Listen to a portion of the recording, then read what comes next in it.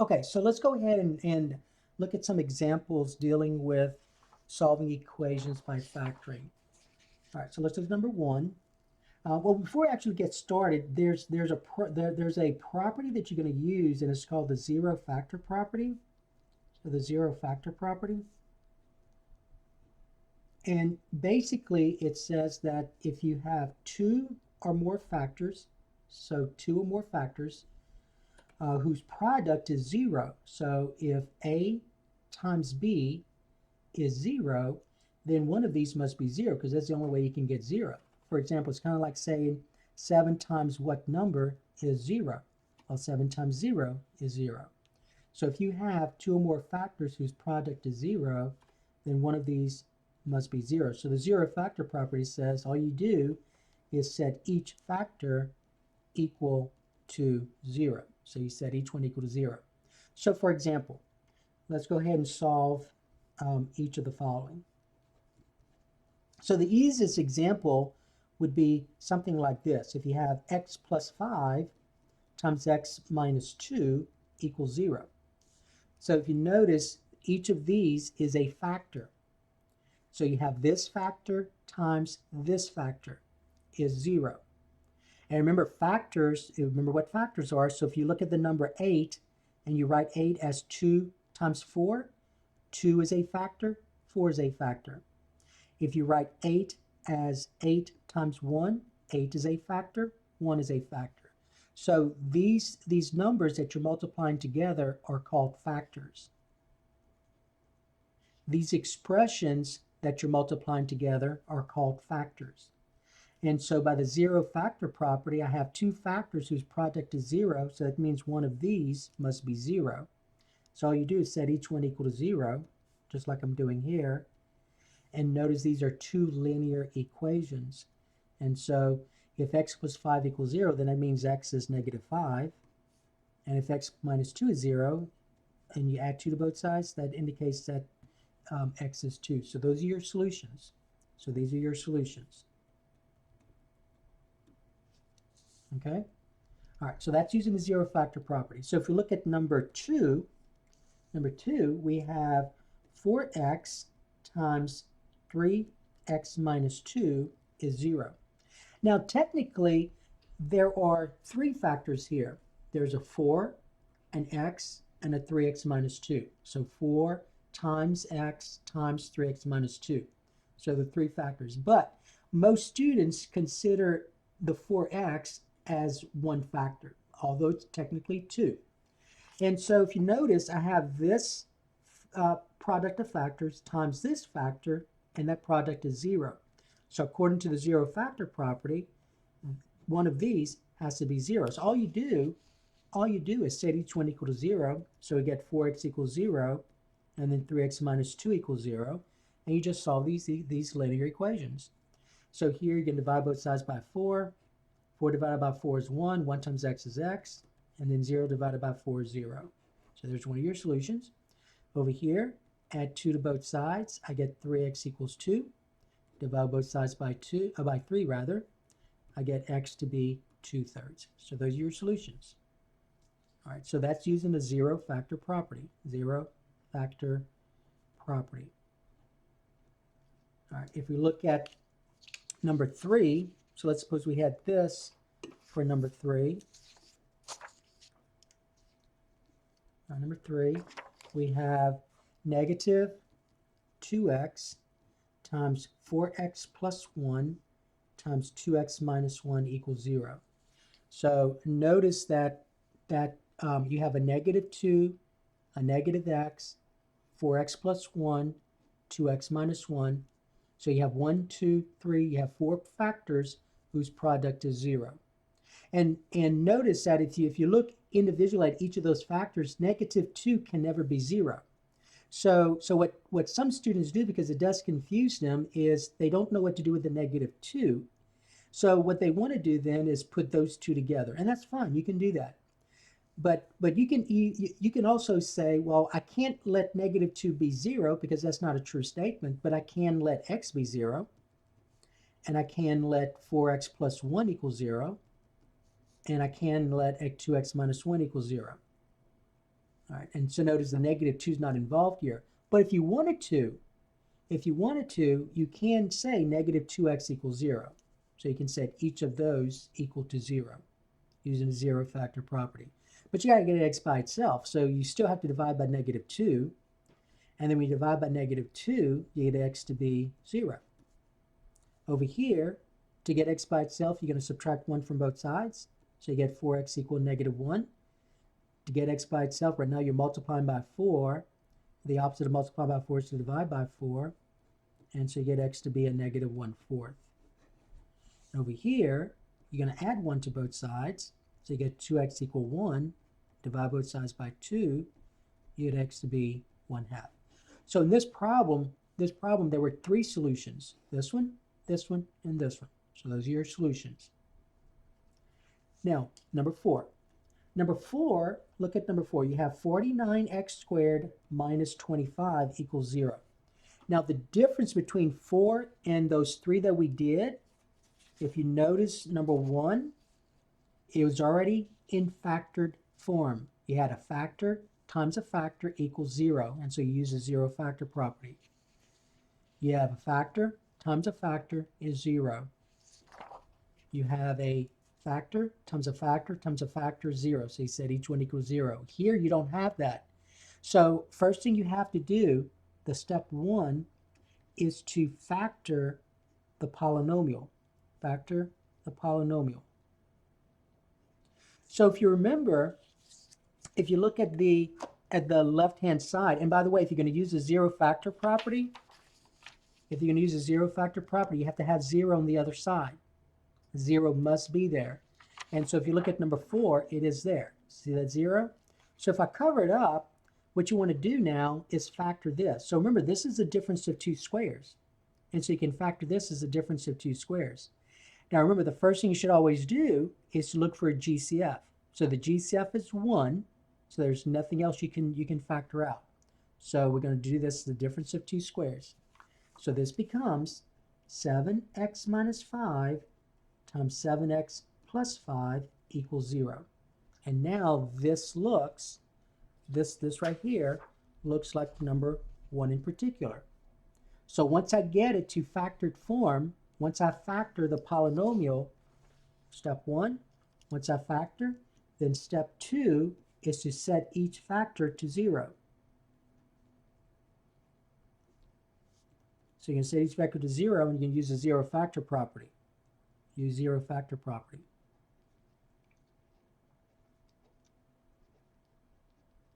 And so I have this factor times this factor 0. So if I set each one equal to 0, I get 7x minus 5 equals 0. 7x plus 5 equals 0. And so notice I went from a quadratic equation. See, quadratic. This is quadratic equation. This is a quadratic equation because the largest degree is 2. So that's quadratic. So I went from a quadratic equation to 2 linear equations. All right, and then all you do is just solve for x. So I get 7x equal 5. So x is 5/7. So there's one of your solutions. Over here, I get 7x equals negative 5. So x is negative 5/7. So those are your 2 solutions. And so that's how you do these. So the first thing you're going to do when a polynomial is given is you're going to factor the polynomial. Make sure zero's on the other side, though. And then you're going to use the zero factor property. So you're going to set each factor equal to 0. And then step 3 is where you solve each equation. Solve each linear equation. All right, so let's look at another example. So this is number 5. So in number 5, we have 6y squared equal 42y. So 6y squared equal 42y. So notice, though, number 5 almost looks like this one. It has 2 terms. But here, 0's on this side, 0's not on that side. So if I'm going to use a zero factor property, then I better get 0 on that side.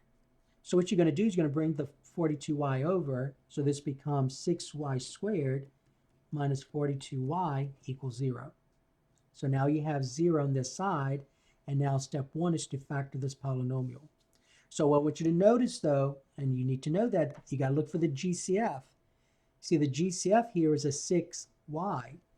So I can factor out a 6y. So I get 6y times y, because 6y times y, 6y squared, minus 7 is 0. And now this kind of looks like number 2, where we had this situation here. And so according to the zero factor property, I'm going to set each of these equal to 0. So I get 6y equals 0, y minus 7 equals 0. So I want you to notice I went from a quadratic equation, see that y squared?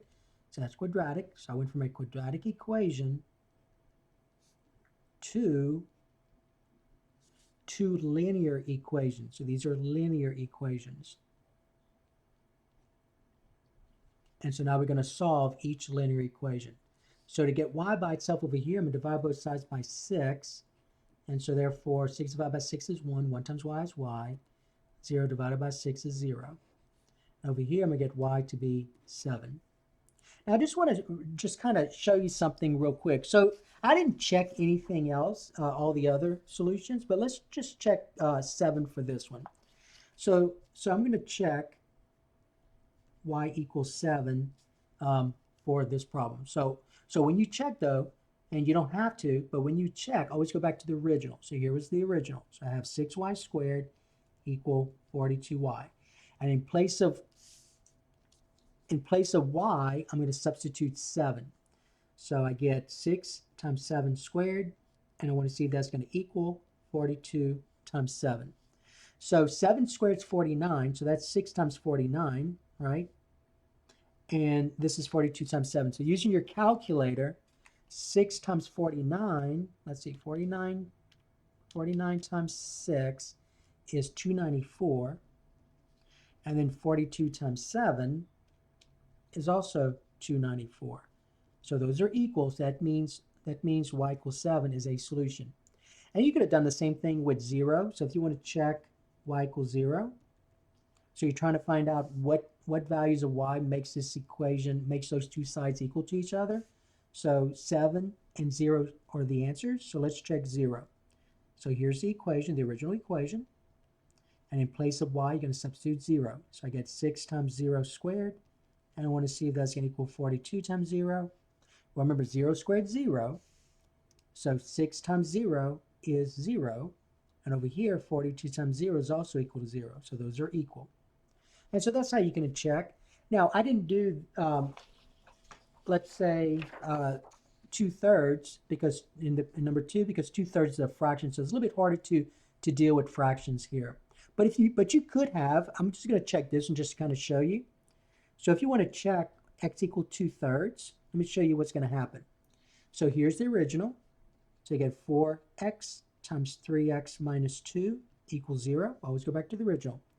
In place of x, you're going to substitute 2/3. So I get 4 times 2/3 times, in parentheses, 3 times 2/3 minus 2.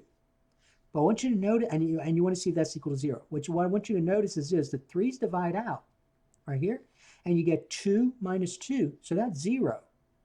So it doesn't matter what 4 times 2/3 is, because 4 times 2/3 times 0 is 0. So 2/3 works. Okay, so you can always check these. All right, so that was number 5. Let's look at some more. So here's number 6. So number 6, we have this situation. Number 6. We have 8x squared minus 2x equals 3. All right, so remember our steps. Let me go ahead and kind of get back to that problem where those steps were. So step 1, remember, is to factor the polynomial and then use the zero factor property. But remember, if you're going to use a zero factor property, you got to have 0 here. So you're going to bring all the terms to one side, and you're going to put in descending order. So bring all terms to one side, bring all terms to one side, and put in descending order, and write in descending order. Okay, so when I do that, I'm going to get 8x squared minus 2x minus 3 equals 0. And now remember the next thing you're going to do is you're going to factor. So the GCF here is 1. So you're going to go directly to the two binomials. And that's the first 3 weeks that you did. So this is all just factoring using what you learned in the previous 3 weeks. So for this one, I think what's going to work for, remember the reverse FOIL, and you can use the AC method if you want to. That's up to you. But let's try 4x and 2x. And for 3, the only possibility is 3 and 1. Now remember the last sign's negative, right? So that means these signs in here are going to be different.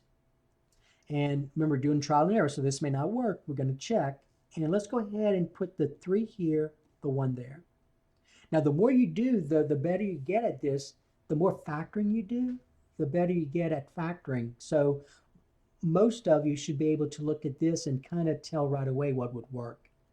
So let's check though. I want a negative 2x. So the outer is 4x. The inner is a negative 6x. And when I add them up, I get negative 2x. So I did factor this correctly. So this is correct. Now, once I factor, remember the next step is to use a zero factor property. So you're going to set each factor equal to 0. Because remember, if you have 2 or more factors whose product is 0, then one of them better be 0. That's the only way you can get its product of 0. So I'm going to set each one equal to 0. So 4x minus 3 equals 0. 2x plus 1 equals 0. And then notice I went from a quadratic to 2 linear. And then you just solve each one and you're done. So here we get 4x to be 3. So x is 3/4. Here we get 2x to be negative 1. So x is negative 1/2. Okay? All right, now let me show you one way to check this without actually doing a lot of work. So watch, let's go ahead and check this real quick. I'm gonna check 3/4. Just kind of show you what you can do. So if you're not sure what you have is correct, remember you must always go back to the original. So here's the original, 8x squared minus 2x equal 3. So where we see an x, you're going to substitute 3/4. So I get 8 times in parentheses 3/4 squared minus 2 times in parentheses 3/4. And I want to see if that's going to equal 3. Now watch what I'm going to do. On my calculator, so on your calculator, all you do is this. So you're going to have 8. So I'm typing in 8 in parentheses, just typing in what I see. 3 divided by 4, close the parentheses, but I got a squared, right? So I'm going to square. So there's my little square button right here. Then I'm going to subtract 2 times parentheses 3/4, 3 divided by 4, close the parentheses, and equal. When I press equal, I get 3. So this side does equal 3. All right, and you could do the same thing with negative 1/2. So check x equal negative 1/2. Be careful with the negatives. You got to put them in parentheses. So you get 8 times negative 1/2 squared minus 2 times negative 1/2. And you want to see if that's going to equal 3. If this side is going to equal 3. So just like you just did, you're going to put that in your calculator. So you're going to say 8 parentheses. Now your negative button's right here. So negative 1 divided by 2, close the parentheses. Don't forget to square it.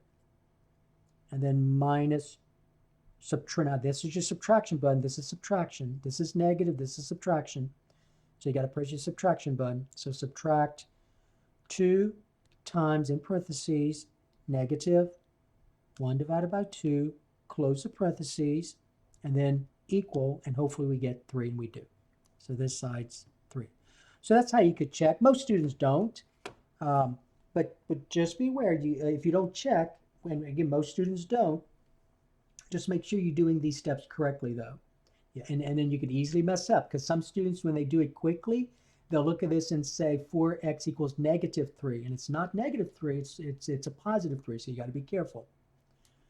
All right, so that was number 6. So it's not difficult. All you need to do to be able to do these problems is know how to factor. All right, number 7. All right, number 7, we have x cubed minus 81x equals 0.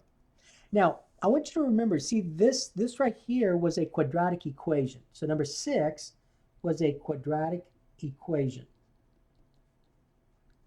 And it was quadratic because of the x squared. Now, the largest exponent is 2.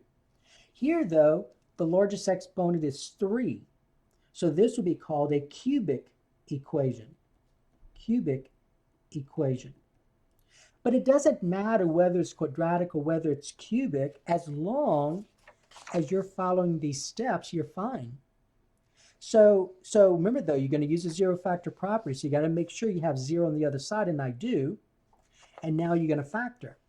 So remember, in the previous 3 weeks, if you're going to factor this, the GCF here is x. So I'm going to factor out an x. I'm going to go ahead and write it down here. So I'm going to factor out an x. And when I do that, I get x times x squared minus 9 equal, minus 81. That's an 81 equals 0. But remember, when you did those problems in the previous lessons, you had to factor completely, right? So you got to remember, x squared minus 81 is the difference of 2 squares. So you can go further. So this becomes x times x minus 9 times x plus 9 equals 0. And so now notice I went from a cubic equation to an equation written as 3 factors. 1, 2, 3. So by the zero factor property, one of these must be 0. So you got to set each one equal to 0. So you're going to say x equals 0, x minus 9 equals 0, x plus 9 equals 0. And so notice these are linear equations. So I went from a cubic equation to 3 linear equations.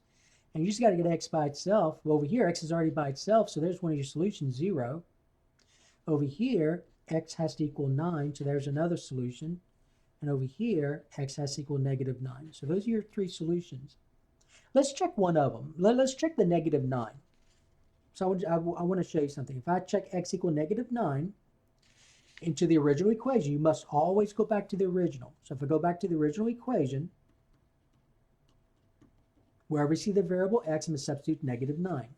Now remember, whenever it's negative, it's very important you put that in parentheses. So this becomes negative 9 cubed minus 81 times negative 9. And I want to see if that's going to equal this side, which is 0. So just use your calculator. So on your calculator, parentheses negative 9, close, raised to the third. Now remember, there's no, on my calculator, there's no cubic on here. So to get to it, I've got to use, see this right here? I got to use this. So I'm going to press this. This looks like a roof. So press that. I'm going to raise it to the third power. So negative 9 to the third power minus 81 times negative 9. Close the parentheses. Hopefully we'll get 0. Press equal and you get 0. So this is going to be 0, and 0 does equal 0. So that's true. So they're all true. If you check all of them, they're all going to work. All right, so that was number 7. So remember, the step you're going to do when solving a polynomial equation, you got to get 0 on this side. Make sure it's in descending order. It's in descending order. You go from largest exponent to smallest. And then you factor. Make sure you factor completely. So don't stop here. You got to factor completely. And then you set each of these factors to 0 using a zero factor property. All right, number 8. So number 8, let's suppose we had this for number 8. All right, number 8, we have 12y cubed minus 2y squared minus 4y equals 0. All right, so we have this polynomial equation. It is cubic. The largest exponent is 3, so it's cubic. And so I want to solve this polynomial equation. So the first thing you're going to do is look for a GCF. And also remember, it's zeros on the other side. Okay? So now let's look for a GCF. So if you look at those 3 terms, 12, negative 2, and negative 4, I can factor out a 2. Y cubed, y squared, y, I can factor out a y. So the GCF is a 2y. And so now I'm going to factor out a 2y. So I get 2y times 2 times 6 is 12. Y times y squared is y cubed. Minus 2y times y. 2y times y is 2y cubed. And then minus 2y times 2. 2y times a negative 2 is negative 4y. Equals 0. All right, now remember, in previous lessons, in the previous 3 weeks, you got to factor completely. So you see this right here? I can factor that further. So I'm going to get 2y and then put that in as two binomials. And so let's think about what 6y squared minus y minus 2 is factored. So you got to factor completely. So let's try 3y and 2y. So 2y, 3y. The last sign's negative. That means these signs in here are different. And the only factors of 2 are 2 and 1. So remember, we had the discussion before. You're not going to put a 2 here, because if you did, that means you could factor out a 2. So you could take out a 2 out of here, which means that all of these are divisible by 2, and 1 is not divisible by 2. So what that means is that you're going to put the 2 here and the 1 here. Now the last sign's negative, so that means these have to be different. And I need the middle, the outer, and the inner to be negative. And the only way that can work, see right here, that's, if I look at the outer, that's 2y times 2 is 4y. If I look at the inner, 1 times 3y is 3y. Remember, I want the larger of these to be negative. So that means that 4y has to be negative and 3y has to be positive in order for me to get a negative y, which is what I want. So in order for me to get a negative 4y, that means this has to be negative. In order for me to get a positive 3y, this has to be positive. And so that goes here. So that's 2y plus 1, 3y minus 2. And so I want you to notice now, we can use, let me get to that page, we can now use step 2. So we're going to set each factor equal to 0. So that's a 0 factor property. So I'm going to say this times this times this. Those three things multiplied together has to be 0. So according to the 0 factor property, either 2y is 0, 2y plus 1 is 0, or 3y minus 2 is 0.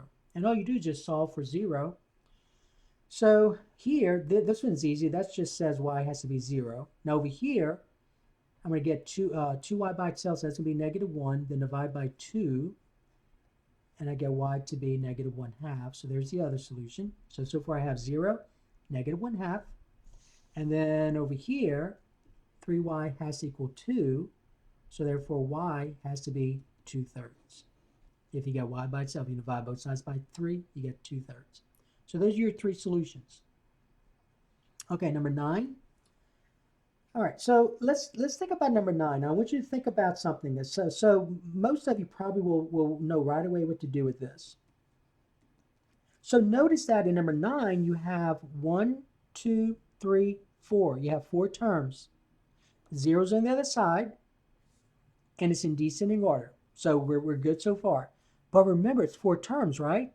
Now, first of all, the GCF is 1, but it's 4 terms. So remember, you're going to do the grouping. So you're going to factor by grouping. So you can group the first 2, group the last 2. So on My Math Lab and one of the worksheets, you are going to have a problem with 4 terms. So you can't go directly to the 2 binomials like we did this, because that was 3 terms right here. With 4 terms, you have to do grouping. So notice that if I look at the first group, I can factor out an n squared. So I get n squared times n minus 2. In the second group, always take out that middle sign. So I'm going to factor out a negative, and then that's going to be a 4. Negative 4. 4 goes into 4 and 8. And when I do that, you got to be careful. Now, if you're doing it correctly, what's in parentheses here has to be the same as this one. So negative 4 times n is negative 4n, and a negative 4 times a negative 2 is a positive 8. And notice those are the same. And then equals 0. And then remember, the next thing you do is you factor out the n minus 2. So you get n minus 2 times n squared minus 4 equal 0. Now remember, the direction says solve by factoring. So notice I can factor this further right here. See, that's the difference of 2 squares. So you've got to go further. You have to go further. So I get n minus 2 times n minus 2 times n plus 2 equals 0. So you see this right here is this. Okay, so I have 1, 2, 3 factors whose product is 0. So according to the 0 factor property, I'm going to set each one equal to 0, just like this. And notice I went from a cubic equation to 3 linear equation. Now these two repeat. So if I solve for each one, I get n to be 2, n to be 2, n to be negative 2. So this equation, your solutions, there are only two of them. You may say, well, I have three things listed. Yeah, but there are only two of them because 2 is listed twice. So just say n equal 2, and the other one is n equal negative 2. So those are your only solutions here. See, that was a little different than let me find the other one. That was a little different than, well, let's use this one. See, here we had three solutions. They were all different. Here, and there were three factors. All right, 1, 2, 3, three equations. Here you have three equations also, but these are the same. So you only listed once. You only list your solution once, so just keep that in mind. All right, number 10. Let's look at number 10. All right, so number 10, we have this. And this one throws students off sometimes. That's number 10. We have n plus 4 times n squared minus 5n plus 6 equals 0. So they see an n plus 4, and then they see this quadratic right here. Well, remember, try factoring it. Factor this. So if I do the two binomials right here, now the last sign's positive, so these are going to be the same sign, and they're both going to be negative. So I get n minus. And then there's only two possibilities for 6. 3 times 2, 6 times 1. And the one that's going to work is going to be 3 and 2. So I'm going to put 3 here, 2 here. Now let's check it. The outer is negative 2n. The inner is negative 3n. When I add them up, I get negative 5n. And so I get n plus 4 times n minus 3 times n minus 2. So remember, the first thing you got to do is factor completely. Factor completely. Then you're going to set each factor equal to 0. So I get n plus 4 equals 0, n minus 3 equals 0, n minus 2 equals 0. And then notice I went from this equation here to 3 linear equations. So my solutions are negative 4, here you get n to be 3, and here you get n to be 2. All right, one more, number 11. You have this. Now this one's a little bit more challenging for students because what they want to do is they see something, they see x times 4x plus 11 equal 3, and what they want to do is they want to set each of those equal to 3. You cannot do that. That property that we talked about only works. That property only works if you have 0 on the other side. That's why I call it zero factor property. You have to have 0 here before you can set each factor equal to a number. That number has to be 0. So what you have to do here, first of all, is to distribute. Get rid of the parentheses first. So I get x times 4x is 4x squared. X times 11 is 11x equal 3. And now notice this looks, if I can find it real quick, this looks like number 6. See number 6? So number 6 and this are now similar. So all you do is just bring the 3 over and then factor. So I get 4x squared plus 11x minus 3 equals 0. The GCF is 1, so I'm going to go directly to the two binomials. And when you factor this, let's see, I'm going to go ahead and use 4x and x. That's what's going to work. 4x and x.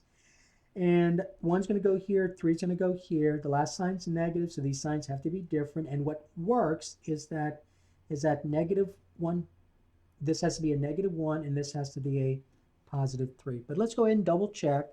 The outer is 12x, the inner is negative 1x, and when I add them up, I get 11x. Now, you're not done, okay, because remember, you have to solve this equation. So now you're going to set each of these equal to 0 because their product is 0.